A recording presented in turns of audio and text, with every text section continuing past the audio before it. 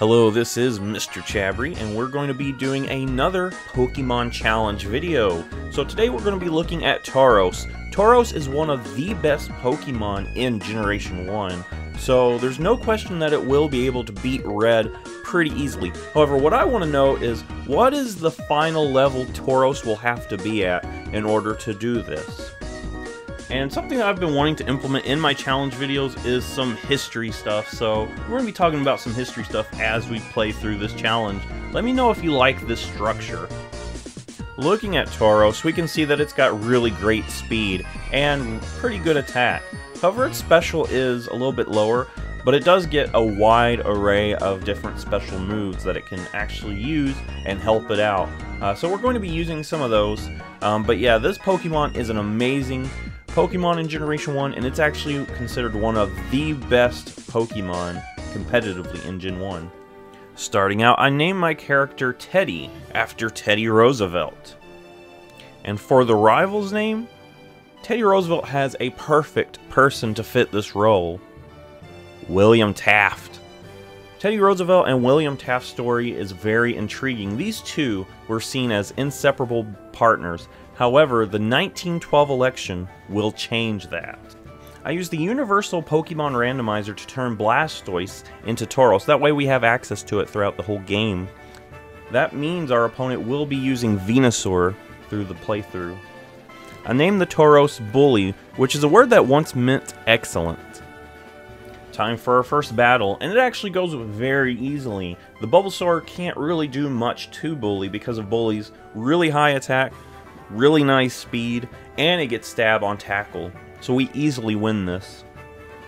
I decided to go and challenge our rival again near Victory Road, and this time we're actually only at level 6 because I want to see how well Bully can hold its own. So literally this thing can dish out quite a bit of damage even though it's under leveled, and the Pidgey actually already has knocked us really low. However, we're still able to get a nice little victory even though we nearly weren't able to.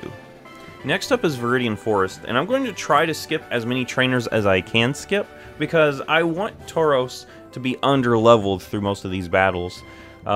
Looking at these rows of trees reminds me of Teddy Roosevelt being an outdoorsman.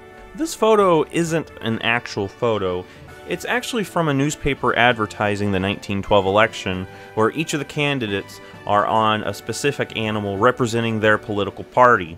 I decided to go ahead and challenge Brock once I get Tauros at level 10, and we're going to see if Bully can actually pull through. However, looking at how little Tackle does, it's not looking good for us, especially the fact that Geodude is using Defense Curl. However, we do eventually knock out the Geodude, but that leaves an Onix, and we're already at low health, so things are not looking good, and I don't think I'll be able to do this. And of course, this Onix goes for Bide, and Tackle is my only option in terms of moves.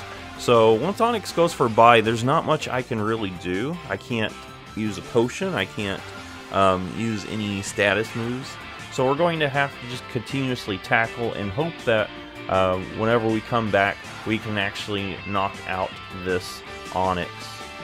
Not wanting to overlevel, I come back once Bully reaches level 14. And once we return, we continue the Tackle Fest, because that's really all we can do. I don't have any other options, and I'm hoping that Bully at level 14 can take on a level 14 Onix. We easily take out Geodude, which is interesting because it gave us more trouble the first time.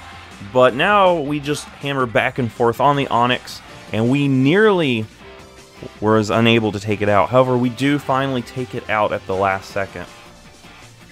I continue onward to Mount Moon, trying my best to avoid trainers that I don't have to battle. Once reaching Cerulean City, I decide to try my hand at taking on Misty.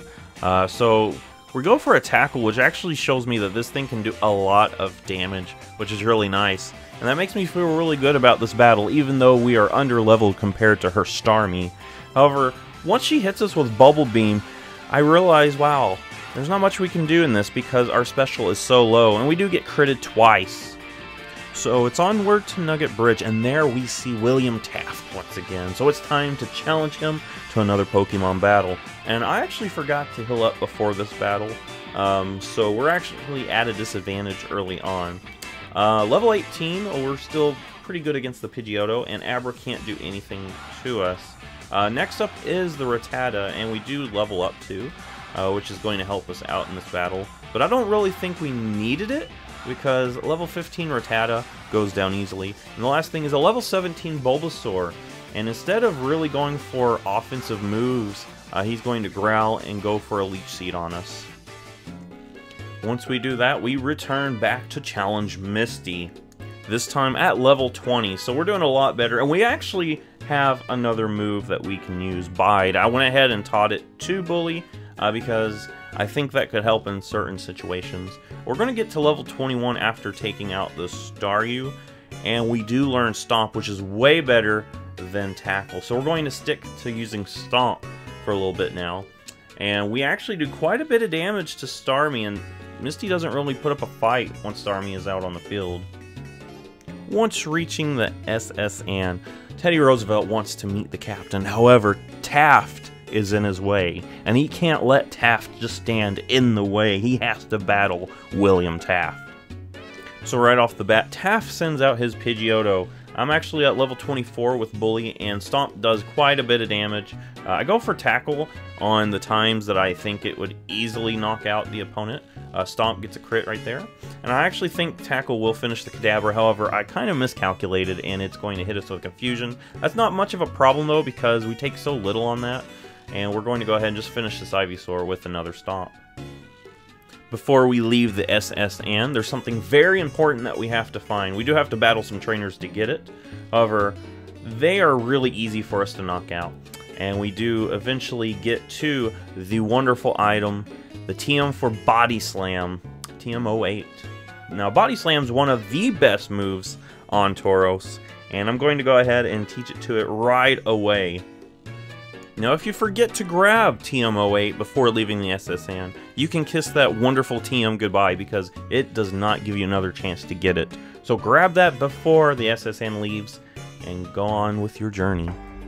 And now it's time to face Lieutenant Surge, and Lieutenant Surge, being the Electric American, immediately recognizes Teddy Roosevelt. You see, Teddy Roosevelt also served in the military. Teddy Roosevelt led the Rough Riders in Cuba during the U.S.-Spanish War. He eventually became William McKinley's vice president and took on the role of president after William McKinley was assassinated. So now it's time for these two to face each other. And Bully is quite overleveled compared to his team. It's kind of weird how the levels work, because I was facing higher leveled Pokemon on the SSN, and here we are facing like level 24 Raichu. We easily knock each of these Pokemon down, not even a struggle here. I go ahead and give the Thunderbolt TM to Bully because he can actually learn it, and though his special is not that high, it can actually help him out quite a bit. Upon reaching Lavender Town, we find Taft mourning the friendship that these two people once had. And you know what? Teddy Roosevelt doesn't care. He's going to go in there and stomp Taft once again. So we easily take out Pidgeotto. Gyarados does not stand a chance against a Thunderbolt, and we are actually a little over-leveled for this portion. I tried to avoid as many trainers as I could in the Rock Tunnel, but I didn't use any Pokemon with Flash, so it was just me wandering around and bumping into trainers. But we're going to take out the Growlithe. Kadabra comes out, and we easily take that out. And that just leaves the Ivysaur, who we're going to easily take out with a nice Stomp. However, you know, it's going to be a 2-hit KO. But that's okay. Once we reach Celadon City, we immediately go to take on Erica. So, on my way here, I tried my best to avoid some of these trainers. There are a few that you have to battle, though. But I did do my best. We are at level 32 now, and I did put Ice Beam on Bully, because that's going to help us out later on in the game. We go ahead and use Ice Beam on Victory Bell, and it does quite a bit of damage, almost taking it out. However, she heals up instead of going on the offensive, so I just finish it off with a nice Stomp. Next up is Tangela, and this thing actually has surprising defensive stats. Unfortunately, we're not going to be able to one-shot it, but it does miss a bind, which is actually really helpful on us. So 2 Ice Beams, and this thing is down. Next up is going to be the Vileplume, her ace Pokemon. And of course, this thing isn't really that much of a problem for us because of, you know, we've got 3 levels on it. Petal Dance is really its best option, and we're going to take that pretty well and finish it off with the next Body Slam. Teddy Roosevelt, being one that's always against corruption, decides to go and fight Giovanni, the team boss. We're going to get an Ice Beam on the Onix, and this is a total switch up from early on in the game where we had a little bit of trouble with rock types. With Ice Beam, we're going to hit them really hard, especially on that ground typing, which is weak to ice. And we're going to hit Body Slam on the Kangaskhan, and this is not going to stand a chance. With the Sylph Scope, we can now see the secret identity of the ghost. Roosevelt, it is I, the ghost of William McKinley. You have made a mistake in the 1908 election. You should have ran once again, but you picked Taft to run instead of you. And now he does things you don't agree with. Now you must right the wrong and run against your former buddy in the 1912 election. Go, Roosevelt, right the wrongs. We now can use the Pokeflute to wake up the Snorlax, but you actually don't have to fight it. You can actually just run away from it. Onward to Koga, and what we're going to see is our levels are actually pretty balanced now at this point in the game. I'm going to go for an Ice Beam just to see what does more, Ice Beam or Stomp, but it ends up being a 2-hit KO nonetheless. Next up is Muck, and this thing is kind of scary because it can easily poison us. However, it misses that poison gas, which is nice. Body Slam, as you will see, is an amazing move, and it basically paralyzes the opponent, and with our superior speed, it's going to make it where we get more crits.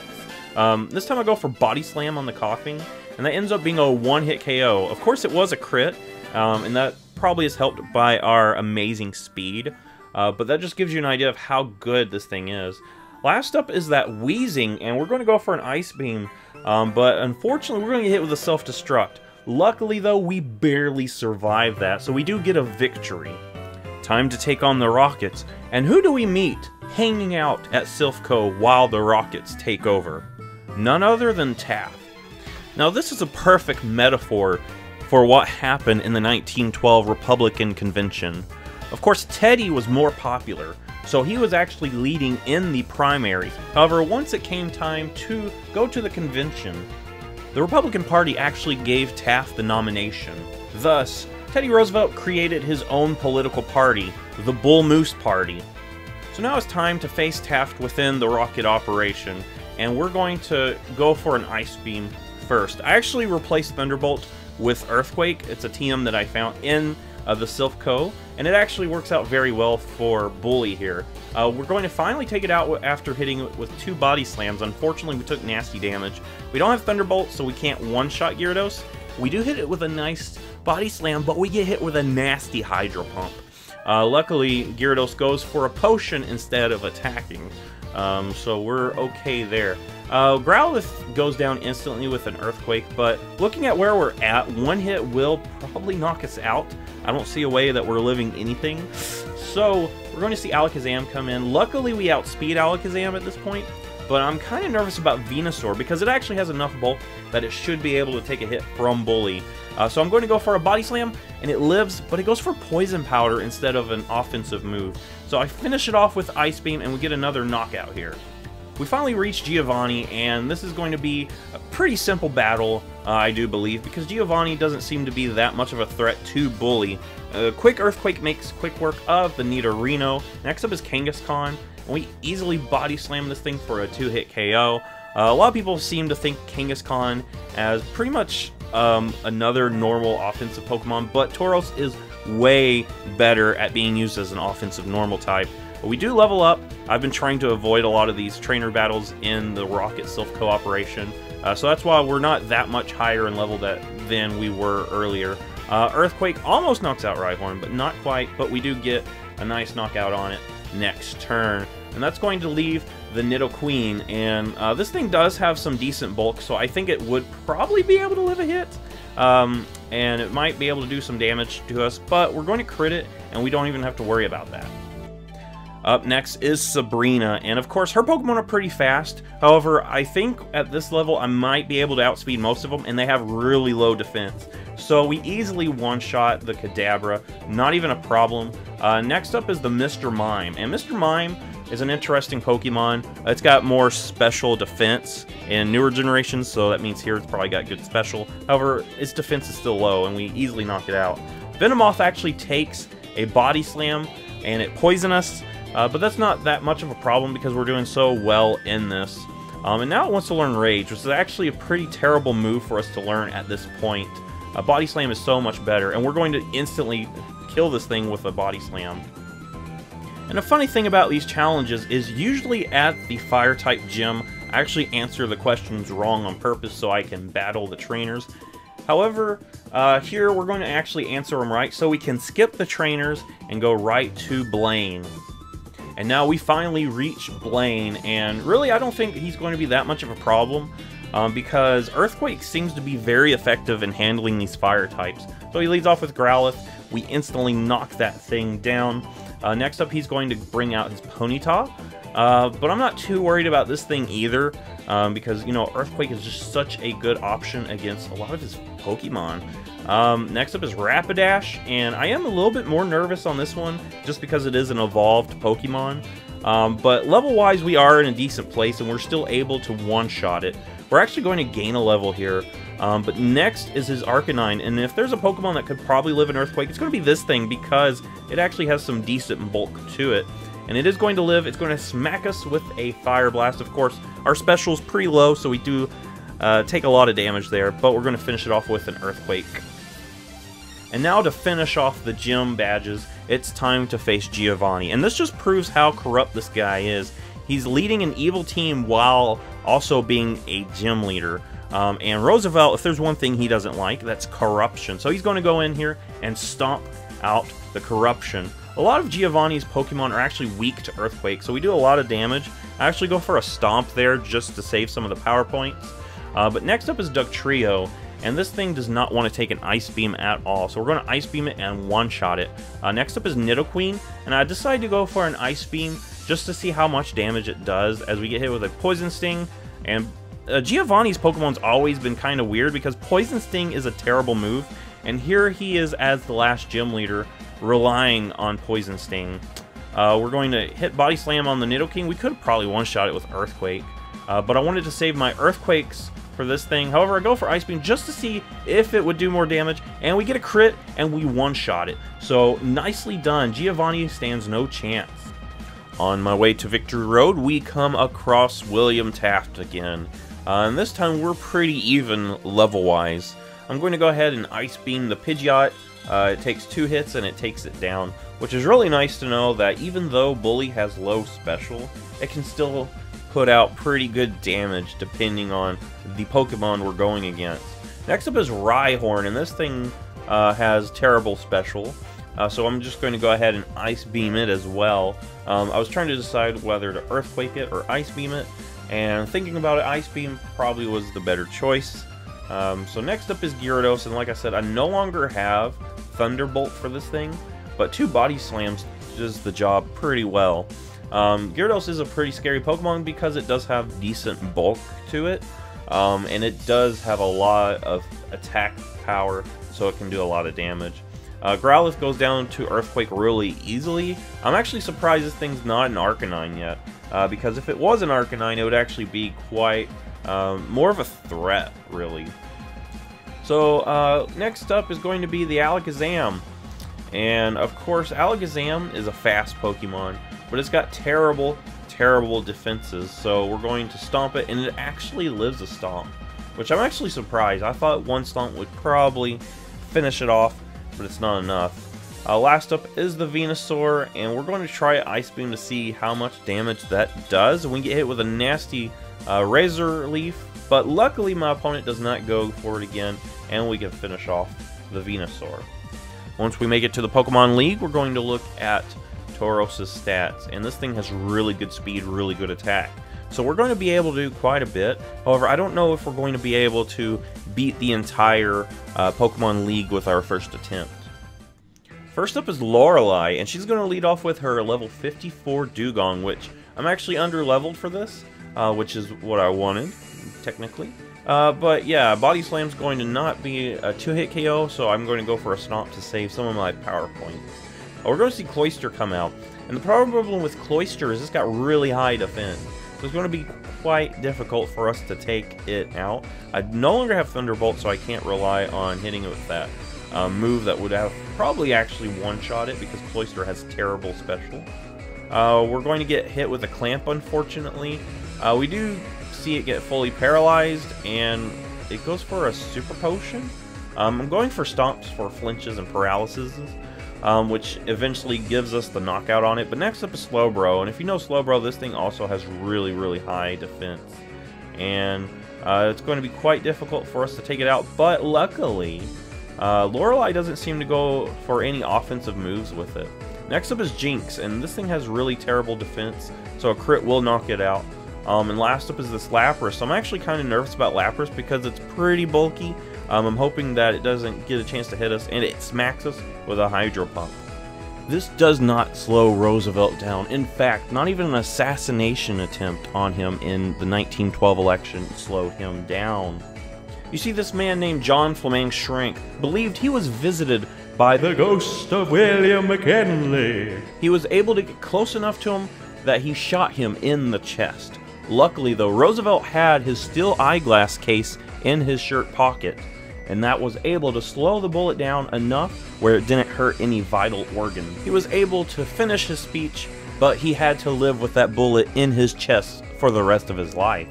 Lorelei, attempt number 2. Dugong actually goes for rest this time, which basically puts it out of commission, especially after we get a nice crit Body Slam. Next up is going to be her Cloyster, of course.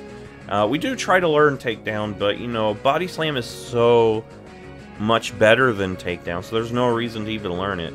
But yeah, Cloyster comes out, and of course, this thing's going to be quite a problem for us because of that high defense. So a Body Slam, we get a crit, which actually is nice. This thing's actually putting out a lot of damage with Aurora Beam, which is unfortunate. But next up is Slowbro. We're going to go ahead and just continuously Body Slam it, and it does go down. Next up is Jinx. Body Slam will easily knock that thing out. And here comes this Lapras again. I get a paralysis on it, and I'm hoping that it doesn't get a chance to attack us, but it does. Lorelei, attempt number 3. This time I've leveled up to level 51. I don't want to get too high in level, because of course Bully would be able to do it if it was over leveled. I want to see if Bully can do this while being under leveled. So we easily take out Dugong, easily take out Cloyster. And next up is going to be the Slowbro, and as we see, Slowbro hasn't really been putting up that much of a fight in previous attempts because it just keeps going for Amnesia, which is kind of odd. But we do eventually take it out with some well-placed Body Slams. And next up is going to be the Jinx, and Jinx hasn't given us any problems throughout any of this playthrough, and it's got really low defense. It goes down easily. Next up is that Lapras that's been giving us so much problems every time we go to face Lorelei. And the thing is, this thing's got pretty nice bulk, and it can actually put out some damage. So we're going to go for some Body Slams, and it hits us with a Blizzard. Luckily, we don't go down to that, and we survive the Body Slam. We're able to win with barely 9 HP left. Next up is Bruno, and I'm not totally sure how hard this battle is going to be just because his fighting types have an advantage on Bully, so I'm hoping my superior speed will help us out here. Onix goes down really easily with one Earthquake. Hitmonchan comes out and hits us with an Ice Punch. The thing about Ice Punch in Gen 1, it's a special move. Hitmonchan has terrible special, so it's not doing much. We take down the Hitmonchan, and we easily take down Hitmonlee. I thought Hitmonlee might give us more problems, but this thing's pretty frail too. Onix goes down to an Ice Beam, so that's good to know that Ice Beam and Earthquake both can take down Onix. And here comes this Machamp that I'm actually kind of nervous about. But instead of attacking me, he goes for a Focus Energy and an X Defend, just giving us a nice, easy victory there. Now it's time to face Agatha. And I'm not too worried about Agatha because Earthquake, I could probably one-shot a lot of her Pokemon. Gengar goes down really easily to an Earthquake. Golbat, of course, I won't be able to Earthquake it, but it looks like 2 Body Slams will do the job. She makes a weird switch into Haunter, which, of course, if Gengar can't live it, Haunter's not going to live in Earthquake. And then Golbat just comes out just to get knocked out again. Next up is the Arbok, who I can easily finish off with an Earthquake. And looking at her levels are so much higher than mine, and I'm still being able to one-shot most of her Pokemon, that just tells you how great Tauros is as a Pokemon. Gengar stands no chance, we get an easy victory. Next up is Lance, and I'm actually kind of nervous about Lance because he's got some Pokemon that probably could live hits from Tauros. We go for a Body Slam to get maximum damage on the Gyarados, and it hits us with a nasty Hydro Pump, unfortunately. I'm going to go for a Stomp just to save some power points. And we got Dragonair coming out. Ice Beam's going to have to be my best option against these Dragon types. Of course, I'm wondering if Body Slam would probably do more. We hit with a Hyper Beam, which we actually live, which is really nice. Next up is Dragonair, and I want to see if Body Slam would have been better than Ice Beam, but it seems to be doing pretty much the same. Unfortunately, though, we get hit with a Slam and we're out. Lance attempt number 2, and we're going to just hop right back in here. We're at level 55, which is still under-leveled compared to Lance's team. And we actually get some good damage on Body Slam. We get a crit, and instead of going for Hyper Beam, he's going for Dragon Rage, which is nice to know. Next up is that Dragonair, and as we see, Body Slam and Ice Beam are 2-hit KOs. Luckily, though, we do get a crit. Next up is another Dragonair, and we go for a Body Slam, and it takes 2, of course. We're actually not in a good position as Aerodactyl comes out. Ice Beam is my only option against this thing just because it resists my normal moves, and of course Earthquake doesn't touch it. But last up is this Dragonite, and I'm hoping a one-shot will help.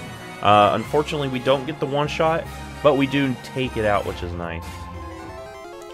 Now we move on to the Champions Room, where we see Taft. And this works as a perfect metaphor, because Teddy Roosevelt is challenging Taft as he is president.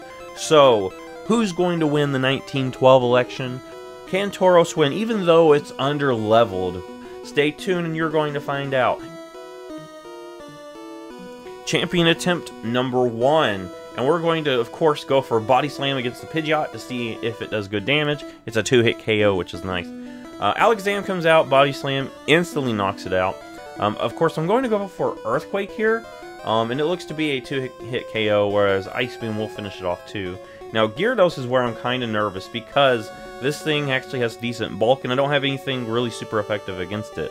Unfortunately, it hits us with a nasty Hyper Beam, which is going to be really bad. Here comes the Arcanine, who, now that it's evolved, it's no longer a 1-hit KO, but it goes for Roar instead, and I'm feeling really good about this attempt. Until Venusaur comes out, charges up, smacks us with a Solar Beam. So now I decide I would rather have Blizzard than Ice Beam just because that damage output is going to actually be more helpful. And after using 1 rare candy and a few failed attempts, we're at level 57. This is as high as I'm going to go because if I go any higher, we're going to be really close to level 60. And I want to do this while we're still in the 50s. So, here we go, the final attempt. Can we beat with Tauros? And we easily knock out Pidgeot, but unfortunately we get hit with a wing attack. We do take out the Alakazam one-shot. Rhydon, though, actually survives a Blizzard, and it tail whips us, but we're still in good position. And here's Gyarados, the Pokemon that put a wrench in my plans, and here comes that wrench. So, are we still going to be able to do this? I go for a Body Slam, finish it off. Next up is Arcanine, and last time, it seems like it didn't get one-shotted, so I'm hoping we do get a one-shot. We get a crit, which is nice, and here it is. We're at level 58 versus level 65 Venusaur. Can we win this? We get a lucky flinch, which is really nice.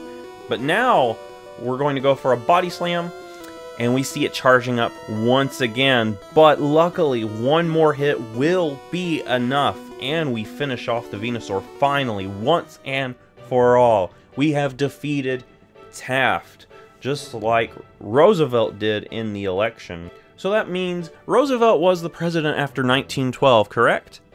Not quite, because there was a 3rd person running that year.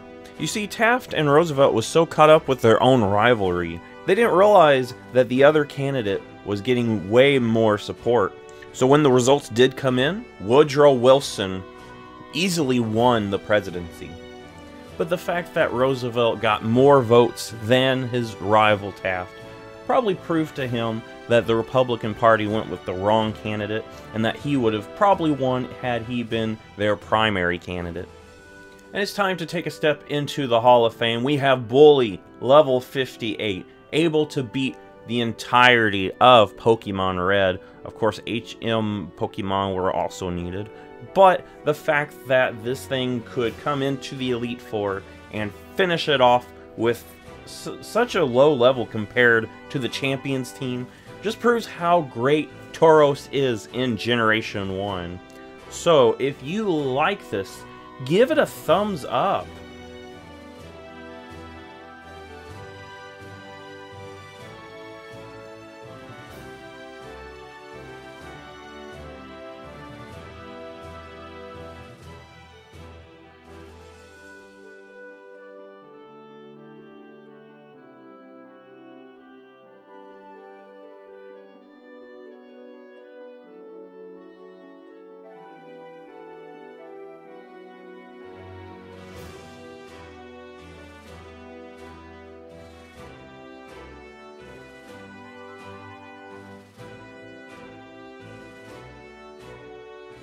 And I'll see you in the next Pokemon video.